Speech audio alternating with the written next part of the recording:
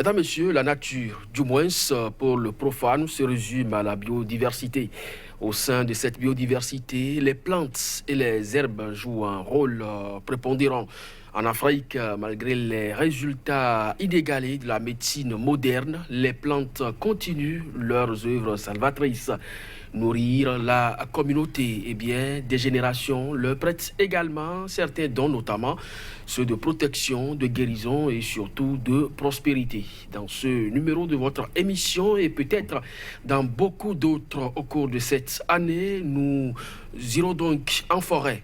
Non pas seul, mais avec des initiés. Bobos Sylvain Adoro, bonjour.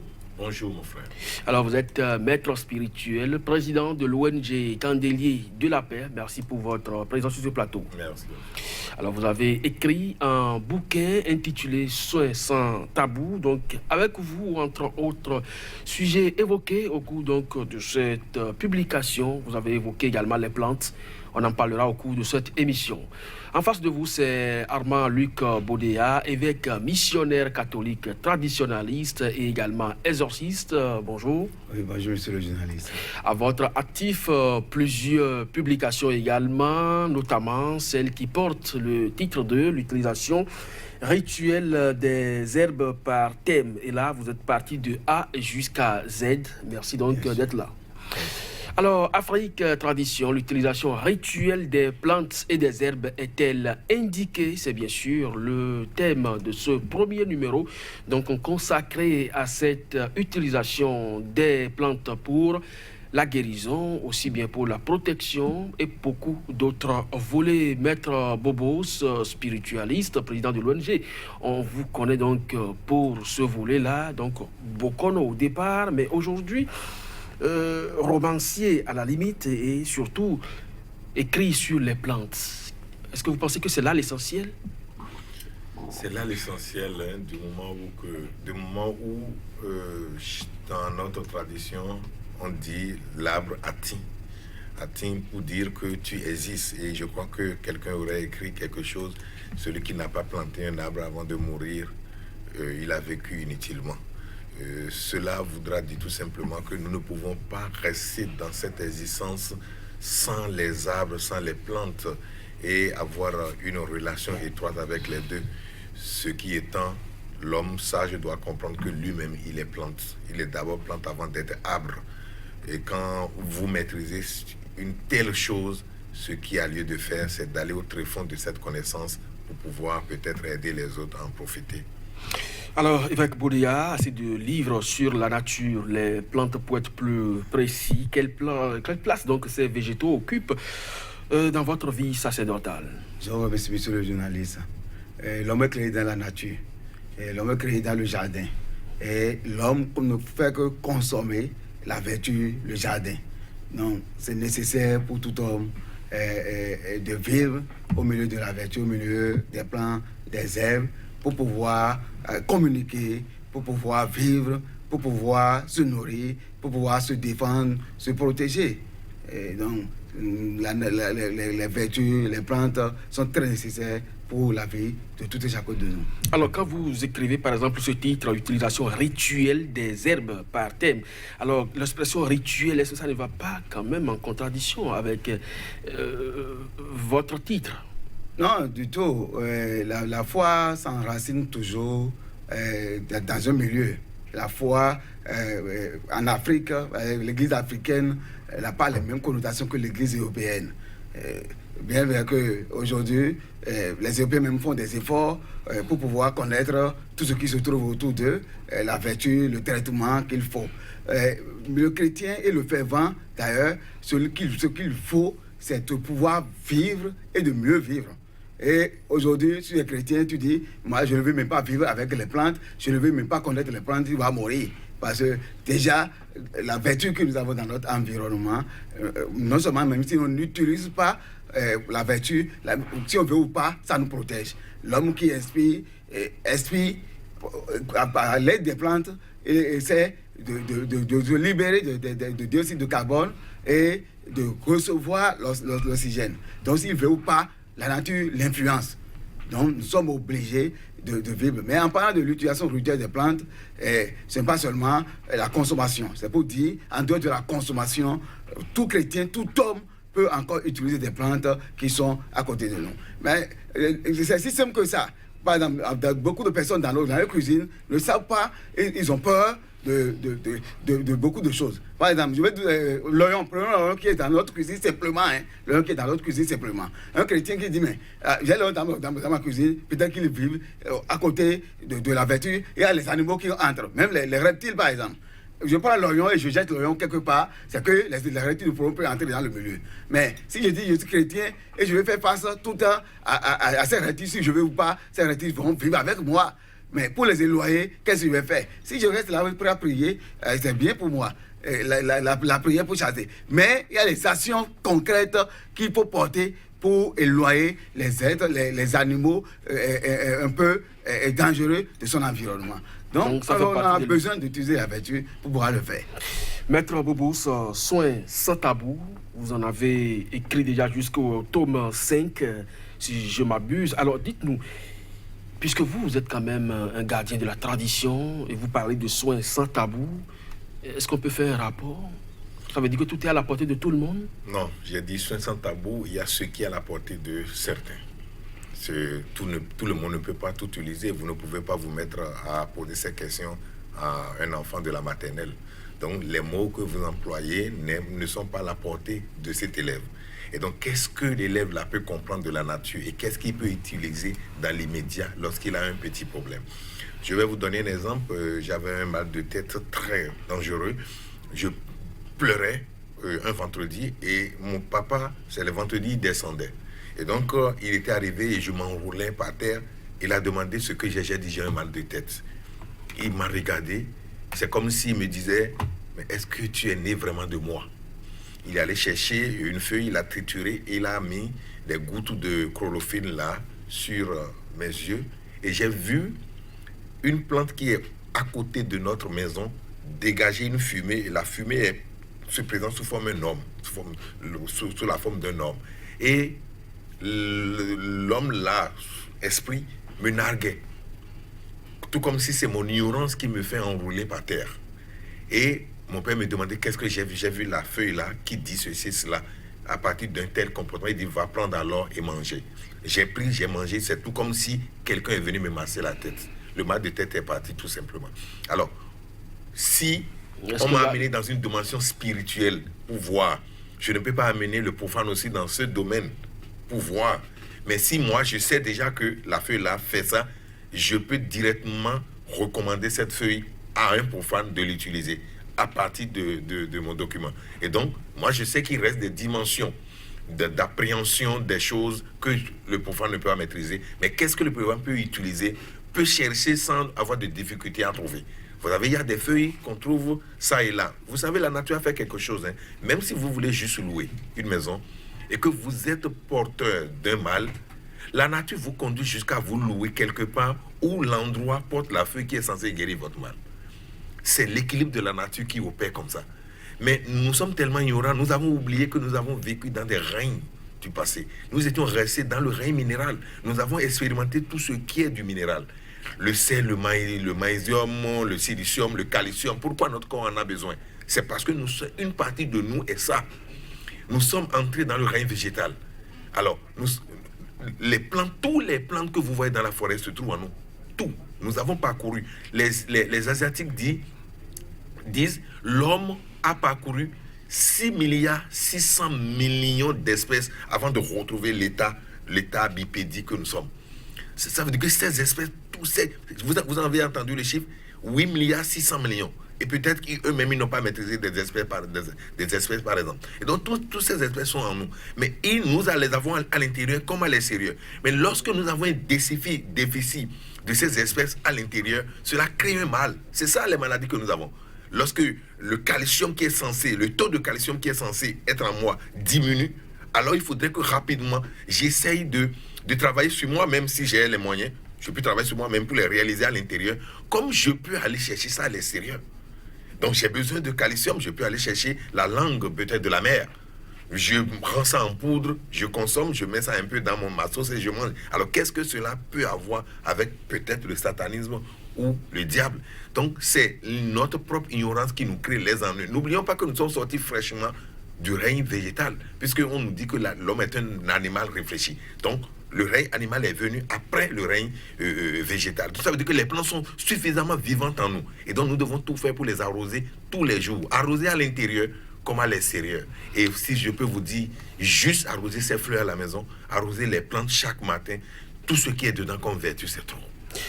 C'est trop, et nous allons donc nous tourner vers le père, l'évêque Baudéa, qui a effectivement consacré toute une partie de sa vie sacerdotale à travailler donc sur la vertu de ces plantes-là. Vous les catégorisez à la limite. On parle de plantes féminines, on parle de plantes masculines. Comment moi je peux les identifier? Bien sûr, je vous remercie. Ouais, de par l'influence, la chaleur que produisent ces plantes, on dit, ah, ça, c'est classé, par exemple, c'est une question de classification. C'est classé plante féminine. Vous voyez, par exemple, il y a des plantes qui ne font que consommer l'énergie solaire. Même leur présentation, leur morphologie, tout ne font que montrer comment, ne font que consommer l'énergie solaire. Mais il y a d'autres plantes, ils cachent même les nervures et ils se tournent vers le sol pour ne pas consommer l'énergie. Quelquefois, ils font dos à l'énergie solaire. Donc, c'est par rapport à la vibration énergétique qui se trouve à l'intérieur, au niveau de la plante. On dit, ah, telle plante est plus chaude, est plus capteur d'énergie. D'autres repoussent l'énergie. Donc, de par la nature fait qu'on a besoin des plantes qui sont féminines, comme on le dit. Ce n'est pas une classification pour montrer que c'est du genre féminin. Non, mais c'est pour montrer que l'utilisation de ces plantes, c'est plus adoucissant, c'est plus calme de les utiliser pour un certain nombre de situations ou de rituels. Mais les autres, les plantes qui sont plantes masculines, par exemple, si je prends le truc là, par exemple, si je prends le petit piment, comme on appelle piment de Guinée, là, c'est une plante vraiment énergétique. Donc, en voyant la plante énergétique, toutes les plantes énergétiques, même le piment que nous avons dans nos sauces, c'est des plantes énergétiques. Ils font leur nervure face au soleil pour pouvoir être plus chaud. Les autres qui sont les plantes féminines, c'est aussi des plantes les plus simples. On constate qu'ils ne sont pas plus vivaces, mais tous, ils ont leurs utilités.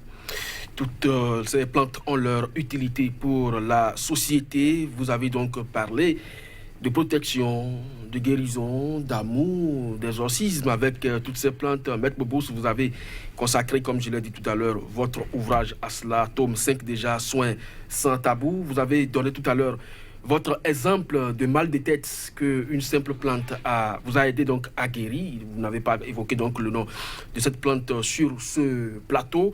Mais quand vous l'utilisez avec les patients, la plupart du temps, est-ce que vous pensez qu'ils croient vraiment en la vertu de ces plantes ou plutôt à l'énergie positive que dégage le Bokono que vous êtes en face d'eux? Non, vous savez, il y a l'influence de la religion qui a fait que certains, à un moment donné, rejettent le pouvoir spirituel des plantes. Mais ils s'attachent au moins au pouvoir chlorophyllien des plantes. Ils savent que mettre cette feuille sur le feu, préparer, boire, ça va guérir mon mal. Mais la dimension énergétique de la plante est repoussée. On te dit, dans la Bible, on a dit, il faut prier et il ne faut que prier. Donc, la région la région importée, bien sûr, a eu cette influence sur l'Africain. Mais au-delà de ça, il y a l'expérience qui compte. Lorsque même la personne est réticente et que vous arrivez à la traiter et elle trouve satisfaction, c'est là, son mental dépasse la dimension religieuse. Il se dit, tiens, j'ai telle situation depuis des années, j'ai beaucoup prié et je n'ai pas eu la guérison, je n'ai pas eu satisfaction. Maintenant, je vais aller chez tel il a utilisé seulement les plantes, j'étais là, moi-même j'ai vu. Et donc c'est en cela que le retour à la dimension énergétique des plantes est en train de se faire constater. Et donc tout de suite, tout le monde n'adhère pas encore à ça. Et c'est normal parce que lorsqu'on parle de la médecine énergétique, c'est l'Africain qui maîtrise correctement cela. Aujourd'hui, on est en train de parler de la physique quantique où on dit que c'est Einstein qui aurait ressorti une théorie, tout ça. Mais pour l'Africain sait que tout est énergie depuis toujours.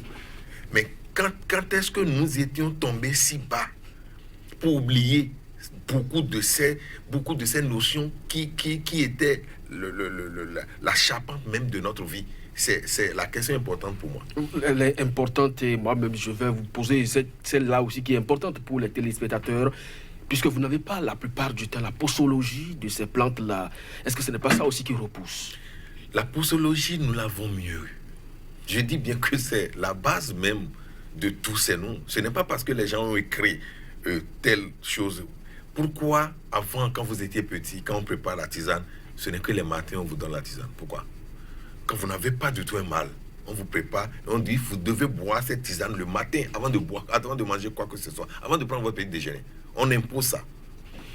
Il y a des médicaments qui étaient faits à base de l'urine de bœuf. Nous, on était petits, on prenait ça. Et on prenait un petit verre à l'opémie.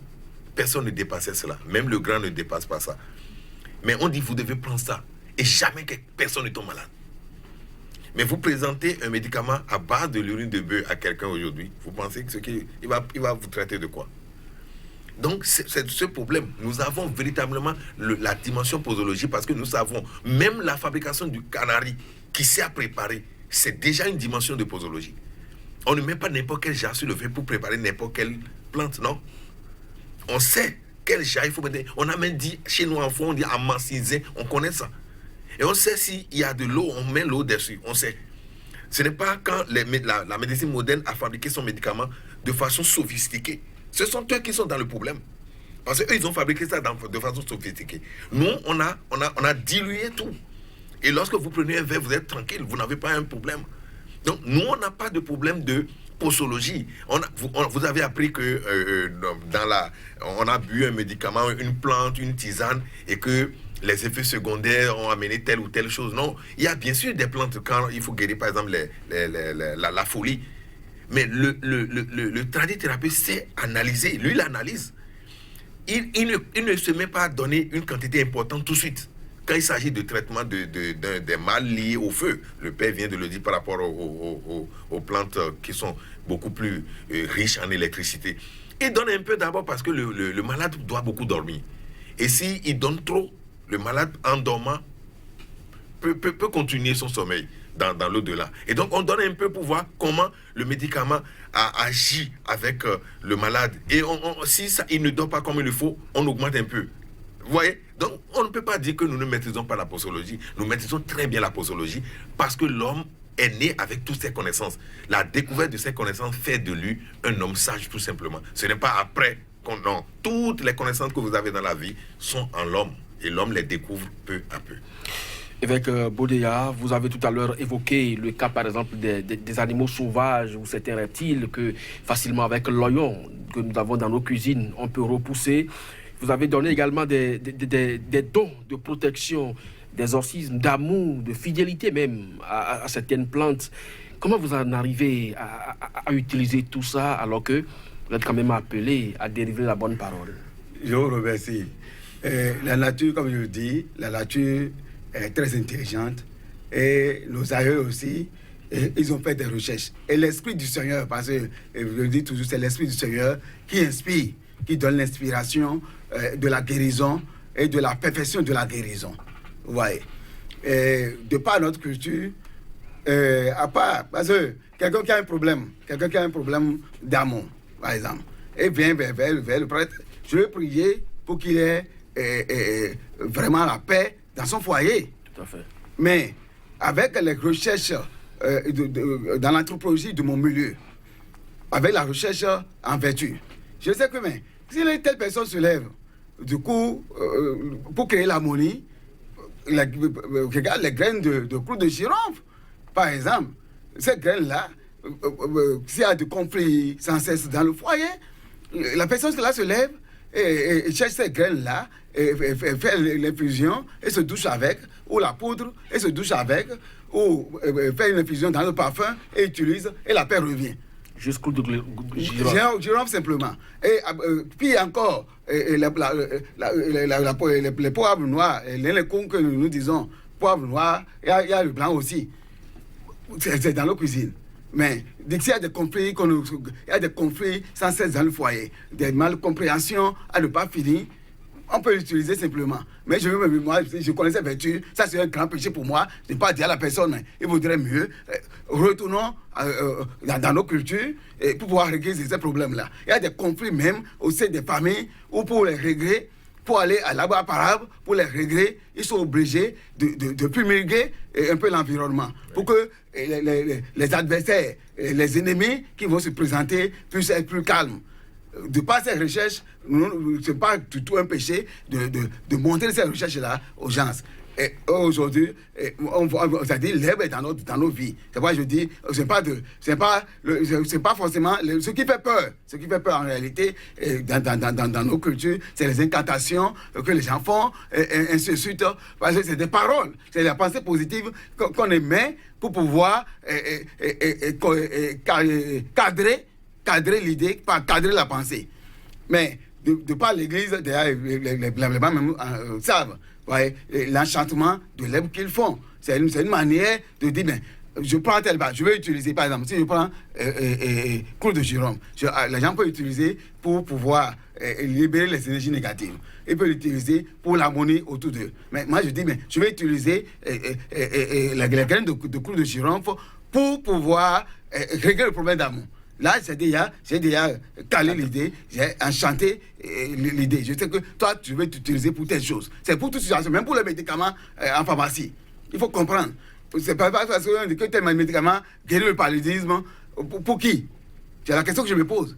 Ah, pour les individus, ils ont testé sur telle personne. Mais moi, si je vais à la pharmacie, je dois dire, mais j'achète ce médicament pour pouvoir me faire guérir du paludisme. Tant que, parce que, même en disant que c'est pour guérir le paludisme, je peux prendre pour ne pas rien sentir. Même parlant de la posologie aussi, tout ça a aussi varié. Pourquoi les gens enlèvent de ces vertus-là? Donc, dans tous les domaines, que ce soit la purification de l'environnement, il y a des plants qui purifient effectivement l'environnement. Il y a des plants, c'est ce que je dis aux gens, quelqu'un qui envoûte les objets religieux qu'il te donne. Les gens peuvent envoûter. Quelqu'un maléficé peut envoûter les objets religieux te donner. Regarde, tu sais, on sait que tu es vraiment pas chrétien, et la personne trouve les crucifix, bien que c'est les crucifix de Jésus, pour dire, mais maintenant j'envoûte et je lui donne. Comme il aime les trucs religieux, il va prendre facilement. Mais toi, en tant que chrétien, tu as prié pour que l'Esprit du Seigneur puisse transformer le maléfice, puisse détruire le maléfice. Mais de part de ces objets, en prenant même l'ail, en écrasant l'ail et passant sur l'objet, tu enlèves la vibration négative. Donc, de ça, la nature nous a déjà tout donné. Dieu nous a créé dans la nature. Et la nature nous a déjà tout donné. Le reste, ce n'est que de surplus, de surcroît. Si l'homme reste fidèle à la nature, il évolue et il évolue très bien. Fidélité, amour, chance, les plantes peuvent faire tout cela dans nos vies. Mais si vous révélez tout cela à la société, à la communauté, est-ce que vous êtes toujours utile?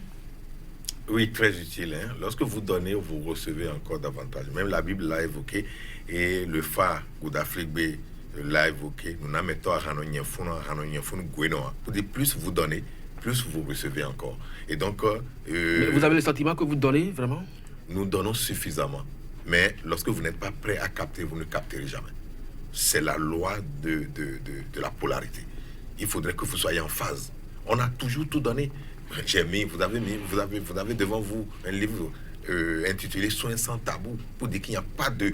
Vous pouvez utiliser les feuilles sans inconvénient. C'est ce que ça veut dire. C'est-à-dire qu'au niveau des feuilles, il y a ce qu'on appelle le principe passif. Le principe passif est donné par la feuille elle-même. On peut mettre les mêmes feuilles qui ont les mêmes principes passifs ensemble. Maintenant, il reste le principe actif qui est le verbe. C'est ça l'incantation, non pas le verbe. Le principe actif est important, le verbe. Et là, je mets le verbe dedans. Si je vois que l'incantation peut faire appel à des entités que l'intéressé ne peut pas utiliser, j'évite de donner cela. Je ne peux pas me mettre à donner ce qui peut apporter d'autres choses. En voulant du bien, on peut attirer encore d'autres choses qui sont plus compliquées, d'autres entités compliquées. Et donc, moi, je peux gérer ces entités-là. Mais ce que je peux vous donner, c'est ce qui ne peut pas vous créer des ennuis du moment où vous n'êtes pas à chercher à vous initier à telle ou telle chose. Je vais vous donner un exemple. Il y a une partie du Bénin ici, je crois que c'est un peu chez vous là, et chaque année, on se regroupe en initiés pour rentrer dans une forêt et on va vers la connaissance des plantes. Et chacun cherche des plantes qu'il connaît. Et on se réunit en conclave et chaque personne parle de ce qu'il connaît de chaque plante. Mais le grand maître, quelque part, il écoute tout le monde, mais lui, il a pratiquement tout de tout. Mais lorsqu'il y a de grandes initiations et que même la forêt même peut bouger à travers certaines incantations, on vous demande si vous sentez que vous n'êtes pas pur de cœur, sortez. Et parfois, vous êtes 200, 300 à rentrer dans la forêt, mais lorsqu'on arrive à cette étape du jeu, parfois on retrouve 10 personnes dans la forêt. Et donc, tout le monde n'est pas censé tout maîtriser, mais il y a ce que vous pouvez utiliser à partir de ce qui est. Vous ne pouvez pas, je ne peux pas vous mettre à mettre une tonne de ciment sur votre tête pour aller déposer, mais avec un camion, on peut déplacer cela. Et donc, c'est les principes, ils sont terre à terre, et lorsque vous les maîtrisez, vous devez l'utiliser. Nous, tous les jours, il n'y a pas quand est-ce qu'on ne donne pas quelque chose. Regardez combien de fois Père Boudéa aurait donné suffisamment de choses. Mais vous pensez que vous l'avez écouté? Non, vous n'avez pas écouté. La plupart du temps, vous avez entendu. Mais saisir et comparer ça en soi en même temps, jusqu'à ce que vous pouvez créer autrement avec ce qu'il a dit. Ce n'est pas seulement je mets un clou de girofle dans l'eau de mer, je me lave, je chasse, je me purifie d'abord, après je mets ça dans un parfum que j'utilise pour l'harmonie de l'amour dans le foyer. Voilà, je me purifie d'abord avec la même chose et j'attire l'amour avec la même chose après. Mais le même clou de girofle, j'utilise en fumigation pour chasser des esprits. Des esprits qui ne sont pas en harmonie. Moi, je ne dis pas que ce sont des esprits mauvais. Pour moi, rien n'est mauvais. Ça dépend de la connotation que chaque chose porte et de celui qui voit comme tel. Mais si ces esprits ne sont pas en phase de qui je suis, je les éloigne de moi. Mais si ces esprits sont en phase de qui je suis, je les attire de moi. Vous savez, vous pouvez... une femme peut tomber amoureuse de vous, mais vous ne ressentirez rien d'elle. Alors, qu'est-ce qui va se passer en ce moment? Elle va faire des choses pour vous attirer. Mais elle est gentille, elle est gentille, elle a tout de gentillesse, mais elle ne vous intéresse pas. Mais c'est à vous maintenant de la pousser. Et donc c'est comme ça il s'agit de tout ce qui existe. Lorsque vous mettez en phase avec ces connaissances, rapidement ça va commencer par vous intéresser. Et même si, c'est beau, c'est-à-dire que quand le Bokono, le vrai Bokono entend que l'autre est en train de parler d'une connaissance, même couché sur son lit, il se réveille rapidement. C'est se saisir de ce qu'il faut pour rapidement prendre ça. Parce que c'est une connaissance, ça n'a pas de prix. Ça n'a pas de prix, Père Boudéa. Du moins, est-ce que vous avez l'impression que vous avez déjà assez donné ou que vous êtes sur le chemin?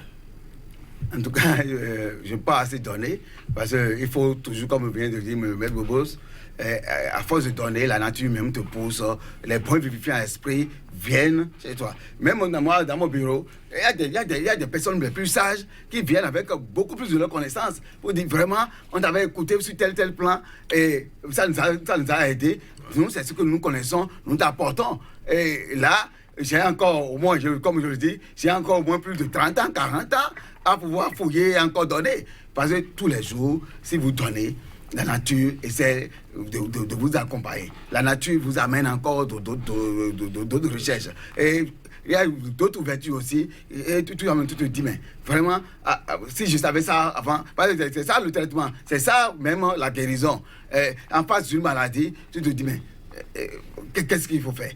Mais les bons vivifiants à l'esprit te disent, attention, telle chose peut guérir telle personne.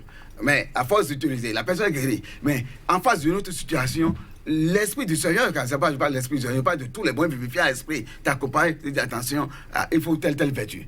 On a beau prier, nous on a toujours prié. Ça, c'est un centre d'exorcisme. J'ai toujours prié pour les gens. Mais il m'arrive très souvent de dire, mais il vaudrait mieux pour pouvoir finir rapidement avec cette situation. C'est pas que la prière n'est pas efficace. La prière est très efficace. Et les gens aussi savent que c'est très efficace. Mais pour vraiment, parce que nous sommes dans une tradition. La maladie, comme je dis, la maladie chez un fond n'est pas forcément la maladie chez un Nadia. Chaque milieu a son anthropologie. Et pour pouvoir guérir des personnes, tu ne peux pas se lever par exemple pour guérir. Ce n'est pas les mêmes vertus forcément qu'il faut pour deux personnes différentes. Ce n'est pas forcément ça. Même ça dépend aussi du milieu, de la race et de ce qu'ils pensent. Il y a des familles qui n'utilisent pas le sel, par exemple. Et tu lui dis, mais va utiliser le sel. Il va te dire, mais chez nous, on n'utilise pas le sel. Mais il va venir chez toi pour faire une guérison. Tu vas chercher, mais le sel, c'est quoi? Ce n'est que la terre. Ce n'est que la terre en remplacement. Mais pour pouvoir le guérir, il vaudrait mieux utiliser telle terre, parce qu'il y a plusieurs terres. Donc, nous devons pouvoir savoir tout ça. La nature est vraiment merveilleuse. Et ces merveilles-là, nous avons autour de nous et nous devons tout faire pour donner et redonner. S'il faut donner, il faut donner toute la vie d'ailleurs. Les gens me posent cette question-là. Mais si tu donnes, qu'est-ce que tu gardes pour toi-même? Je dis, je ne garde rien pour moi-même. Ce que je garde pour moi-même, c'est la concentration qu'il faut pour pouvoir réussir les vertus que je garde pour moi-même. Parce que je sais comment me concentrer, mais tout individu qui veut utiliser une vertu doit pouvoir savoir comment se concentrer. C'est quelqu'un qui dit, mais moi j'ai des problèmes, je ne fais que avoir la pensée négative sur moi de tout. Je vais mourir, je vais faire ceci. S'il ne dégage pas sa pensée négative, quel que soit ce que tu vas lui donner comme vertu, il ne pourra pas réussir. Donc il y a l'individu même qui doit pouvoir se concentrer et pouvoir attirer les bons vivifiants à l'esprit. Comme je dis, partout où les gens s'asseyent pour penser positif, tous les bons vivifiants à l'esprit sont là. Mais partout où ils s'asseyent pour penser négatif, tous les mauvais esprits aussi sont là pour les aider. Donc c'est une question de mission. Alors, Maître Bobo Soslama, maintenant vous demandez, est-ce qu'il y a des plantes aussi qui participent à cette disposition de concentration de l'homme? Oui, tout. Hein. Je vais vous dire qu'il y a toutes les plantes pour toutes les dimensions de vie de l'homme. Tout. Vous savez, il y a une plante dans la forêt, elle est debout et quand vous allez la voir, c'est comme si quelqu'un se lève le matin pour aller balayer sous elle et alentour d'elle. C'est une plante pour se purifier. Et elle existe toujours? Elle existe toujours. Mais pourquoi vous ne donnez pas le nom?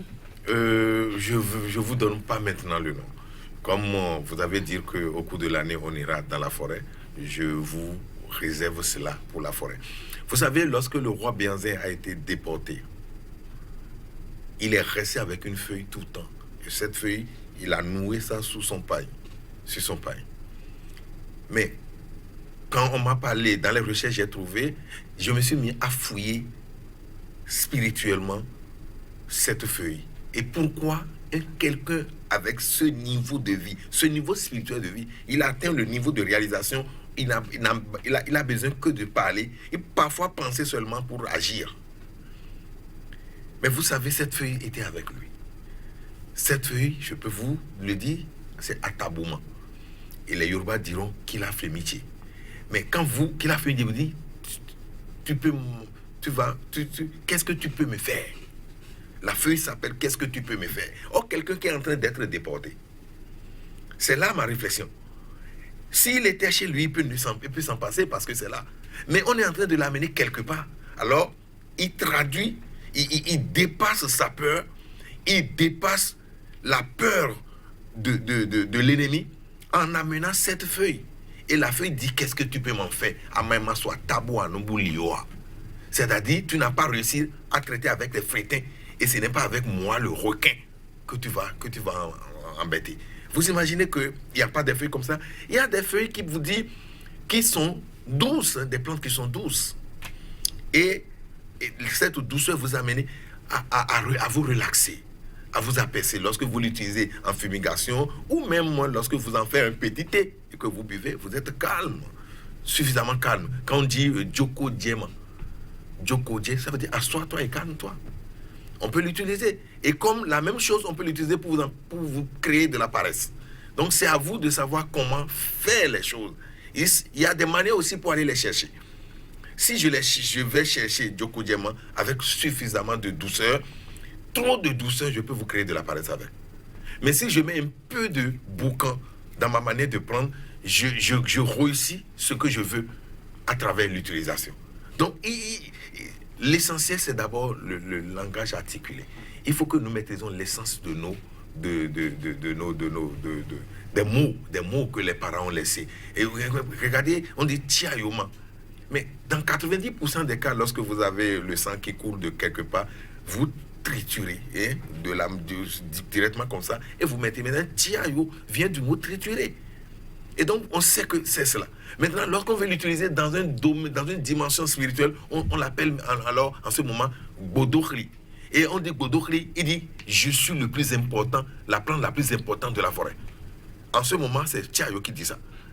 Et quand je suis la plante la plus importante de la forêt, quand je la triture désormais dans l'eau, et l'utiliser ce principe, je viens au boulot, je suis considéré, ou bien. Donc, la dimension verbe est importante. C'est pour ça que les parents ont déjà tout cherché. La nature est l'enseignante par excellence. Lorsque vous dites, est-ce que nous donnons? Nous, ce n'est pas nous-mêmes qui donnons. La nature donne, c'est les plantes qui sont là. Est-ce que vous avez la curiosité de vous demander pourquoi telle feuille ouvre complètement, nous donne sa face complètement au ciel? Alors que pourquoi l'autre se ferme? Donc, c'est des choses comme ça, nous devons. Il faut que nous ayons un peu de curiosité pour que la nature, c'est elle qui enseigne. Qui va enseigner? C'est la nature qui enseigne. Évêque Boudia, la plupart de ces feuilles, de ces plantes se retrouvent dans nos assiettes de tous les jours. Est-ce qu'on a besoin encore de les utiliser autrement avant de bénéficier de leurs bienfaits? Oui, nous avons ces feuilles-là dans nos assiettes. Dans une maison, même en attendant dans une maison, nous avons des graines, nous avons des feuilles, nous avons tout ça. Mais si c'est seulement pour la consommation, c'est juste pour maintenir la santé clinique. Mais l'homme n'est que santé clinique, l'homme est santé spirituelle, santé morale. Vous voyez, c'est comme ce que j'ai dit à une dame, elle se plaint de la dépression tout le temps. J'ai dit, mais nous avons tout autour de nous. La dépression, c'est clinique, la dépression aussi peut être spirituelle. Vous voyez, ça peut être spirituel, mais comment la dépression peut être spirituelle pour moi? J'ai dit, d'accord, on va commencer par te traiter spirituellement d'abord. Te traiter spirituellement avec la même chose. J'ai cherché simplement les feuilles de cola, gros, comme on dit, les feuilles de cola. J'ai dit, mais prends les feuilles de cola et te toucher d'abord. Mais à force de se toucher, elle a constaté qu'elle est sortie de la dépression. Ouais. Alors que quelqu'un qui est vraiment dépressif, dépression, que ce soit clinique, tout, spirituel, pour le calmer, il y a ce cola-là. Et ici, au Bénin, on constate, les gens qui mangent beaucoup de ces colas, en quittant le Nord, vous allez constater rarement qui vivent de cette design de dépression, de la folie, et les surménages. Les gens du tronc. Vous allez constater. Donc, les trucs qui sont là. Mais les gens voient le cola, ils disent, mais qu'est-ce que peuple doit faire avec le cola? Et ça, c'est qu'est-ce qu'il est en train de faire? Alors que j'ai dit, mais je vais te traiter avec, parce que toi, tu ne sais pas l'importance. Toi, tu vois seulement que les gens ont le cola et ils prennent de plaisir, que c'est une dépendance pour certains, alors qu'ils sont en train de se guérir. Tous les jours. Tous les jours. Alors, le Tiayo que Maître Bobossa a évoqué tout à l'heure, je l'ai lu au passage dans votre document. On va approfondir tout ça tout au long donc, de cette année, comme je l'ai évoqué. Mais quelles sont les vertus que vous avez par rapport à ce Tiayo? Parce que c'est la plupart du temps le légume préféré des Béninois. Je vous remercie. Vous voyez, c'est déjà pour un traitement clinique, pour toutes les infections du corps, ça fait partie du premier traitement qu'il faut faire. Les arthroses, aujourd'hui, il n'y a pas un produit à la pharmacie qui puisse traiter l'arthrose. Ça, là, c'est clair. Moi, je dis que un médecin qui vienne me montrer tel produit. À plus forte raison, c'est les produits qui sont à la pharmacie empirent le cas des personnes qui souffrent de l'arthrose. Alors aujourd'hui, quel que soit le cas d'arthrose que tu as, tu utilises ces vertus. Ça, c'est pour la consommation, ça. Mais pour quand même se purifier et avoir la vibration positive, attirer à soi ce que les gens appellent la chance, l'élévation. On peut prendre ce Tiayo et mettre sur de la braise. Et si la fumée te frappe, simplement, ça te donne des ouvertures. Quelqu'un qui se lève et qui veut faire une négociation, qu'il ait un peu de ces feuilles-là sur lui. il va constater que le négoce prospère, comme on le dit. Ouais. C'est des vertus que nous avons. Même pour la digestion maculaire, les gens qui ont des troubles de vision, qu'ils fumiguent de ces feuilles, et ils seront plus à l'aise. Vous voyez. Donc, toutes ces feuilles entrent vraiment dans le bien-être de l'homme. Alors, avec Bodeya, je crois que Maître Bobos disait tout à l'heure qu'il faut être dans une certaine prédisposition naturelle et spirituelle pour aller donc à la rencontre de ces plantes-là, aussi bien pour en faire du bien que du mal. Est-ce que vous partagez ce même point de vue? Oui, bien sûr. Comme je dis, c'est la pensée positive qui t'amène, qui attire vers toi tous les bons vivifiants à l'esprit.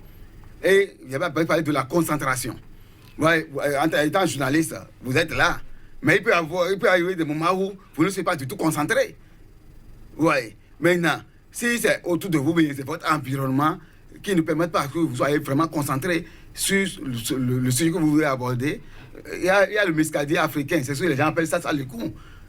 Dans un bureau où ceux qui font des travaux intellectuels vraiment puissants, qui gardent ou qui utilisent ou qui mettent dans leur environnement, ils ont vraiment d'inspiration, vraiment de ceci. Donc, c'est ces vertus-là que nous avons. Donc, la pensée positive pour pouvoir réussir toutes choses. Parce que la nature est là pour nous sauver. La nature n'est pas là pour nous détruire. C'est nos comportements qui arrivent à nous détruire. De par tout ce qui nous environne, il faut avoir la pensée positive. Ah, je sais que je vais utiliser tes feuilles pour une guérison. Il faut que je me concentre sur cette guérison-là. Mais je dis, mais en utilisant, est-ce que je serai guéri? Je ne serai pas guéri. Parce que déjà... Donc le doute est proscrit. Est proscrit. Maître Bobos, vous avez tout à l'heure posé une question que je vous retourne cette fois. On ne peut même plus quantifier cela. Ça fait des millénaires que l'Afrique détient donc ce savoir.